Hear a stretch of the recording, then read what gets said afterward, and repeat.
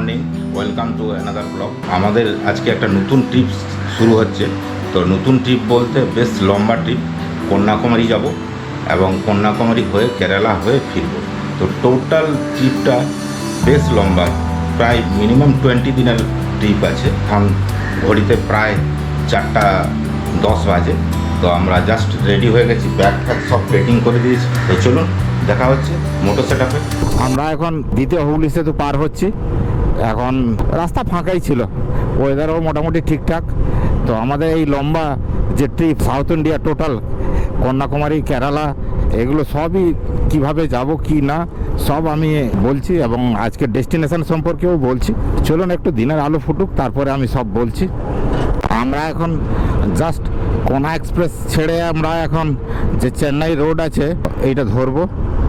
তো এই দেখুন উপরে চলে গেছে, ওটা গেলে ডান দিকে দিল্লির দিকে, আর এদিকে খড়গপুর দিয়ে আপনার চেন্নাইয়ের দিকে গেছে। তো আমরা এই রোডটা টোটাল রোডটা ধরে চলবো। এই রোডটা আমরা এখন কোলাঘাট ব্রিজ পার হচ্ছি। এই হলো কোলাঘাট ব্রিজ। তো সামনেই দাঁড়িয়ে একটু চা খাবো, তারপর আবার খড়গপুরের দিকে চলা শুরু করব। এখন 6টা বাজে, আমরা কোলাঘাটে পৌঁছে গেছি।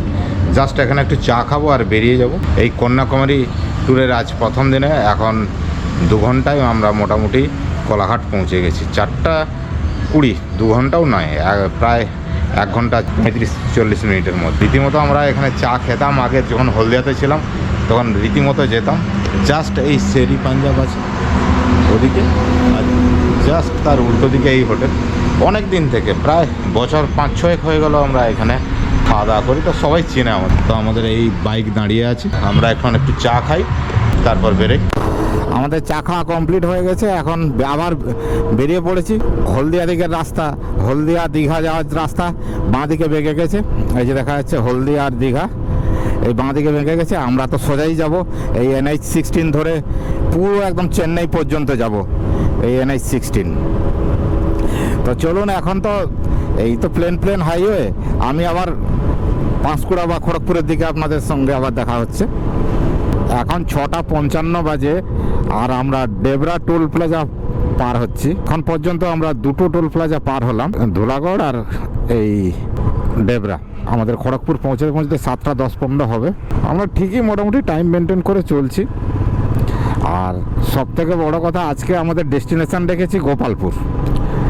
তো গোপালপুরে অলরেডি আমাদের হোটেল বুকিং কমপ্লিট আছে। তো সেই দিক থেকে একটা টেনশান আমাদের নেই যে গিয়ে হোটেল খুঁজতে হবে। আমরা 1-8 ঘন্টা লেট করে পৌঁছালেও কোনো ব্যাপার নয়। তো আমরা আশা করব তাড়াতাড়ি ঢুকে যাওয়ার। আমরা এখন এদিকে রাস্তা ছেড়ে আমরা এখন এটা NH-16 ধরে আমরা চেন্নাইয়ের দিকে যাব। আর এই রাস্তাটা আপনার চলে গেছে খড়গপুর দিয়ে আপনার মুম্বাইয়ের দিকে চলে গেছে। ওটা দিয়ে টাটাও যাওয়া হয়। এই রাস্তা নতুন, এইবার এই প্রথম যাচ্ছি।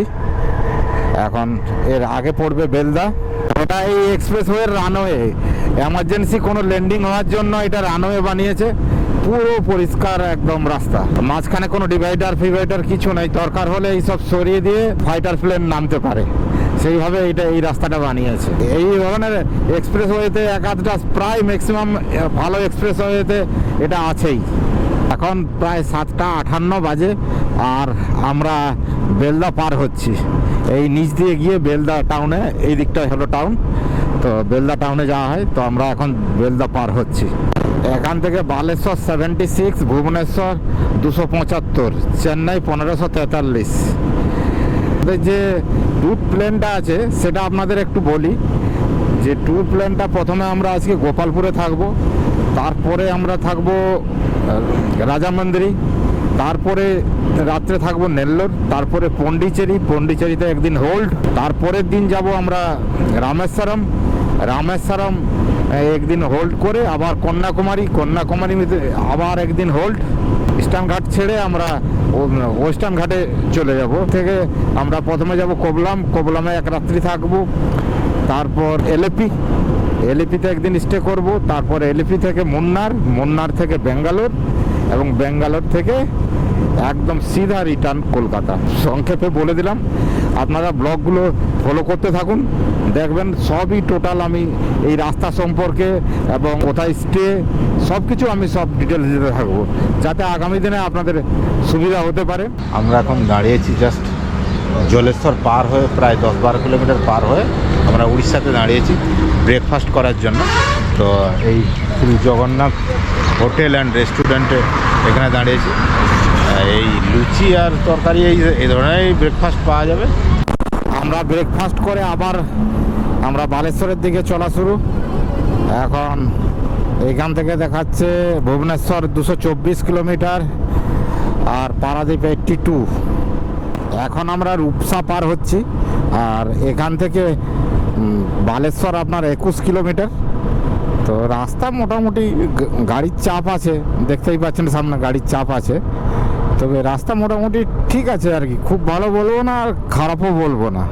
তবে এখনও পর্যন্ত তেমন করে ডাইভারশন পাইনি, একটা 500 মিটারের পেয়েছিলাম আর একটা ব্রিজ হচ্ছে তাই ডাইভারশন পেয়েছিলাম। আগে তো প্রচুর ডাইভারশন ছিল। জায়গার নাম কোন করলো?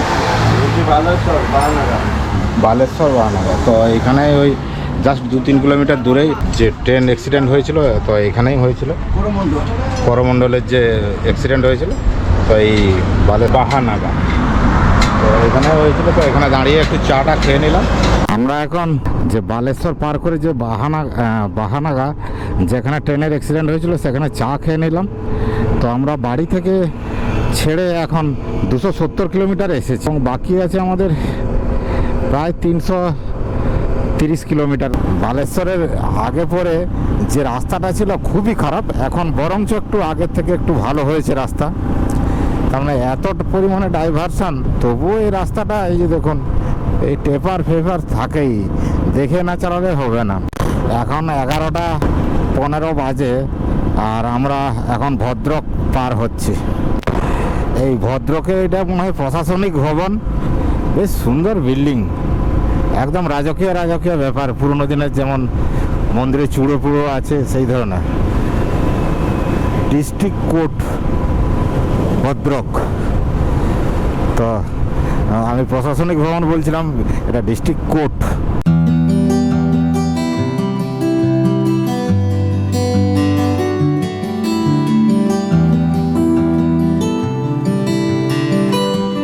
এখন 12:35 বাজে আর আমরা পানিকোইলি পার হচ্ছি, পানিকোইলি। তো এখান থেকে কটক তখন নিয়ার অ্যাবাউট ওই 75 বা 70 এই ধরনের হবে। এখানে রাস্তার ধারে একটা জিনিস নোটিস করছি যে খুব সুন্দর সুন্দর ছোট ছোট মন্দির রাস্তার ধারে প্রচুর আছে। এখন দাঁড়িয়ে ফটো তোলার টাইম নেই আজকে, কেননা আজকে তো আমাদের গোপালপুর পৌঁছাতে হবে। তো না হয় একটু দাঁড়িয়ে প্রত্যেকটা মন্দির খুব সুন্দরভাবে, যে আর্কিটেকচার খুব সুন্দর।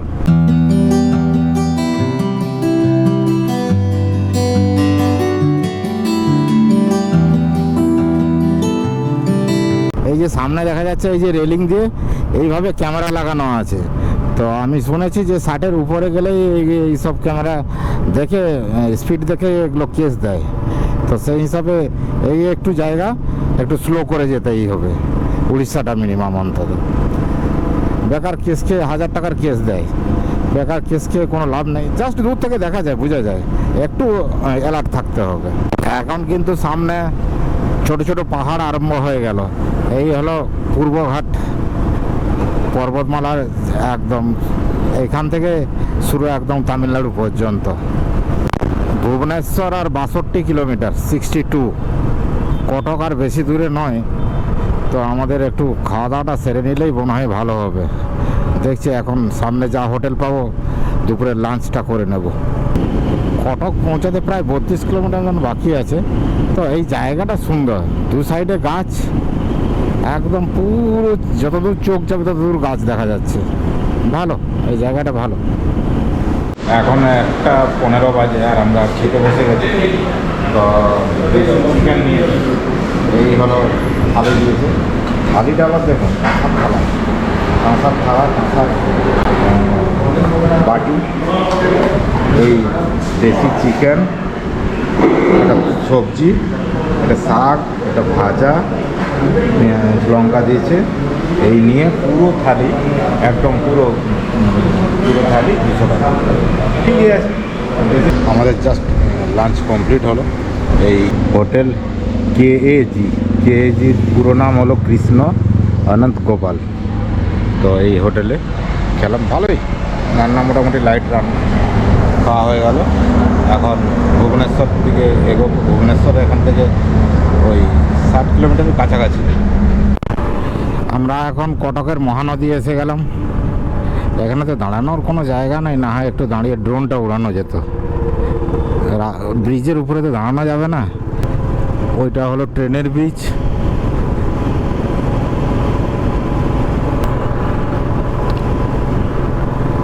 জল কই গো মহানদীতে?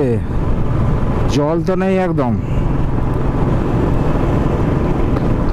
তবে যা দেখে বুঝতে পারলাম, কটক আর ভুবনেশ্বরের মধ্যে কোনো গ্যাপই দেখতে পাচ্ছি না। টুকটাক একটু 19-20, নয় পুরোটাই তো কটক ভুবনেশ্বর পুরো লেগে গেছে। ফাঁকা ফাঁকা জায়গাগুলো সব শোরুম ফোরুম হয়ে গেছে। পৌঁছাতে আর 5 কিলোমিটার বাকি আছে। তো আমরা আর দাঁড়ানোর জায়গা কোথাও পাচ্ছিলাম না, সেই এই একটু জায়গায় ডাবের দোকানে এই দাঁড়িয়েছি। একটু ডাবও খাবো আর একটু রেস্টও নিয়ে নেবো, কেননা 60-65 কিলোমিটার পুরো টানায় আসতে হয়েছে আমাদের। তো একটু হালকা রোদও আছে, বাইকেই দাঁড়িয়েছে। সুমিত ধরে নাও এটা। তো এখন একটু ডাবের জল খাই, তারপরে আবার চলা শুরু করব। এখন আমরা খুর্দা টাউন পার হচ্ছি। এইদিকে এই ডান দিকে খুর্দা থেকে গেল, আর আমরা সোজাই চলে যাব হচ্ছে বেহরামপুর। 143 কিলোমিটার। তার মানে আমাদের হোটেলও প্রায় সেই একই দূরত্ব। বেহরামপুরটা ডান দিকে ঢুকতে হবে আর গোপালপুরটা বাঁ দিকে। তো একই দূরত্ব, 140 কিলোমিটার, মোটামুটি 3 ঘন্টা লাগবে। সানসেট হবে, ওই যে সানসেট পাহাড়ের পিছনে দেখাচ্ছে সূর্য। তো অনেকক্ষণ এখানে গুলতানি মারলাম। রাস্তা যেতে যেতে এখানে মন্দির পেলাম। মন্দিরটা দেখুন কি সুন্দর, পুরো হাতি, নিচে হাতি আছে, উপরে বাঘ ভাল্লুক সব কিছু, খুব সুন্দর। এবং রাস্তার ওপারেও একটা ছাঁচের থেকে মন্দির, দারুণ।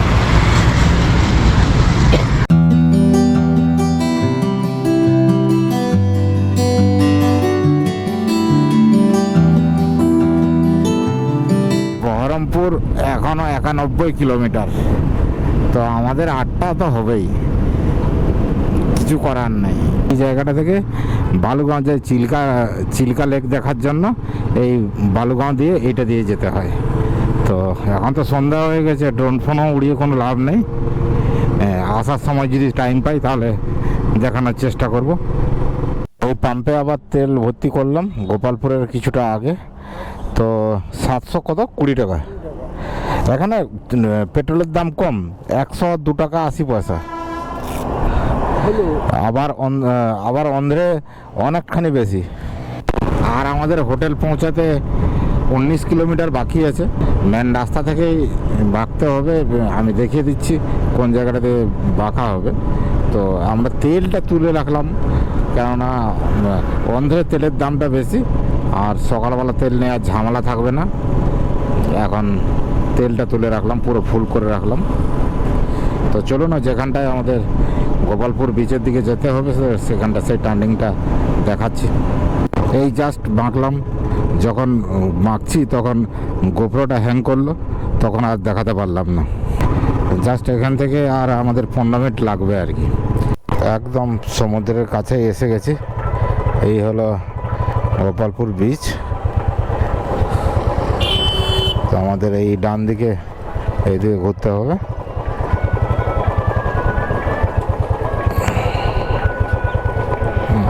তো রাস্তা তো বন্ধ আছে।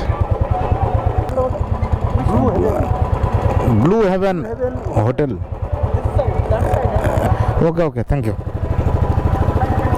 এই এটা দিয়ে ঢুকতে দেবে না, কিছু খাবে না?